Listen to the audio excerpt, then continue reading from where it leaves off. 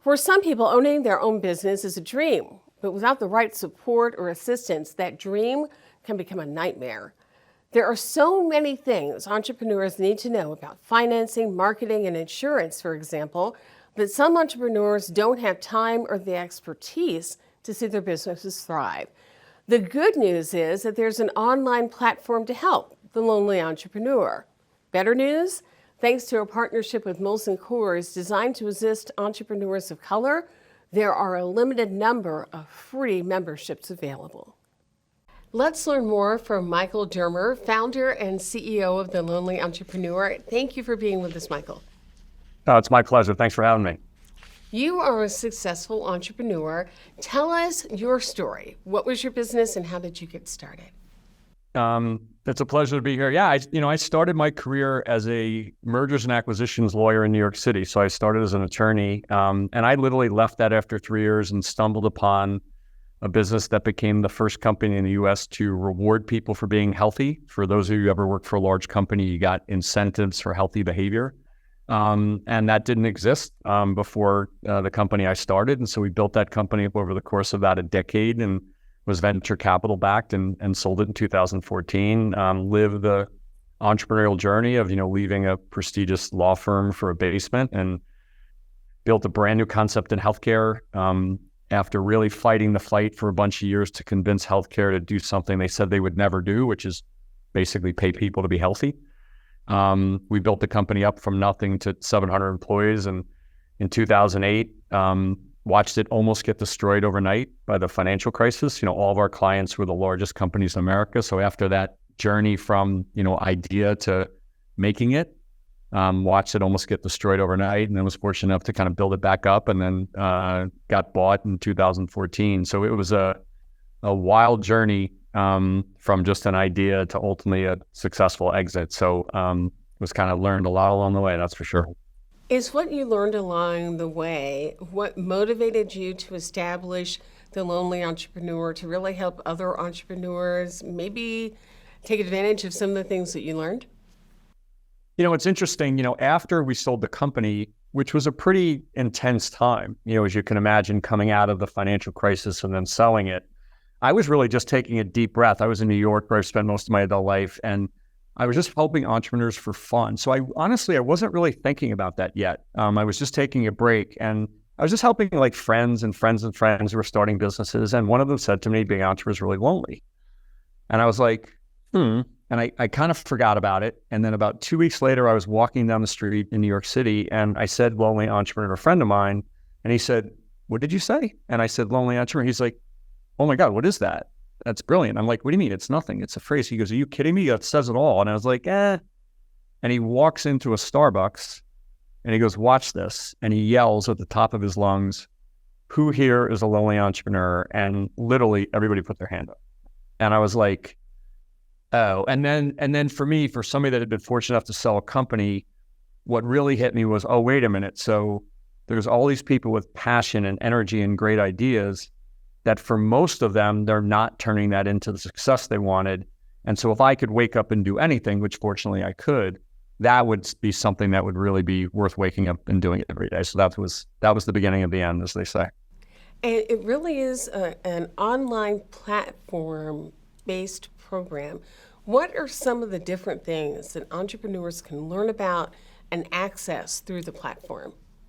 Well, when I started to look at trying to attack that problem, I'm like, well, how do you do that? Like, how do you do it for lots and lots of people? I didn't have any desire to write a book and stand in front of 20 people and give speeches. I was like, how do you do it for everybody? And when you looked at the ecosystem across the United States about how entrepreneurs were supported, there was this kind of hodgepodge of very well-intentioned, small business administration, small business center, and incubator and accelerator that was helpful, but kind of disorganized. Like, wow, if we could build a platform that had a lot of stuff in it to give them a better chance of success. So we said, okay, what does that platform need to have? And we concluded 3 things. So one was knowledge, right? So what's an income statement? What do I do in freaking out? So we built 1,000 learning modules that run the gamut of the business and the personal issues that people face. Secondly was tools. So I need marketing templates and some legal agreements, and how do I pick an accounting package? Stuff you have to go all over the place to find. And thirdly was day-to-day support, because we're like, okay, this knowledge and tools in one place is great, but if I'm not being guided, so we're like, how do we do that at scale? So we built two things, online group coaching, where people can sign up for an unlimited number of online group coaching sessions, and then what we call our community, which is a place where they can go and get their questions answered real time by members of our team. So hopefully all that together in an online platform can take somebody where they are and give them a better chance of success. So the whole idea behind it is those things you need to be successful, to get your business started and to grow it, it can all be found on the platform. Yeah, exactly. And we continue to evolve it to make sure that we're covering gaps. As you know, in our work with the Urban League, we launched the Black Initiative, where we said, okay, we've got this core platform. Now, how do we add to it to address the specific issues and opportunities faced by the Black community? And so we continue to add all those things to make sure that we're giving people whatever they need, both on a personal and a business level. It's not, there's learning modules in there about, my spouse doesn't get it as much as there is about what an income statement is. So we really tried to be comprehensive about it. Let's talk about the reason why you made the decision that you wanted to make sure that you specifically offered opportunities for Black entrepreneurs, brown entrepreneurs, entrepreneurs of color. Yeah, thank you for asking that. When we had originally built our platform, it was always our vision to say, how do we make sure it's inclusive to everybody, right? And in the wake of the George Floyd tragedy, and you take a step back, and somebody like me that had the privilege of great education and went to Bucknell and Northwestern and all this opportunity, you realize that the notion of the normal entrepreneur and all the challenges that go with this, and then you add on top of that what people of color face, right? All the systemic challenges that I didn't have to deal with, and so we're like, wow, we could really make a difference, right, in these communities. And so we partnered with Black leaders and said to them, what should we be addressing?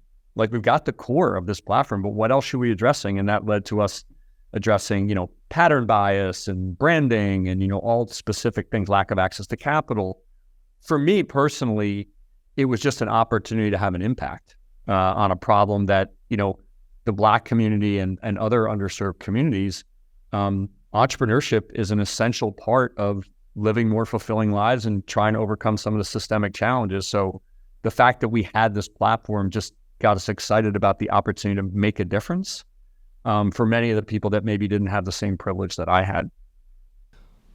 When you take a look at the outcomes, what are some of the things that people who use the platform experience in terms of starting their businesses, growth, reaching different audiences?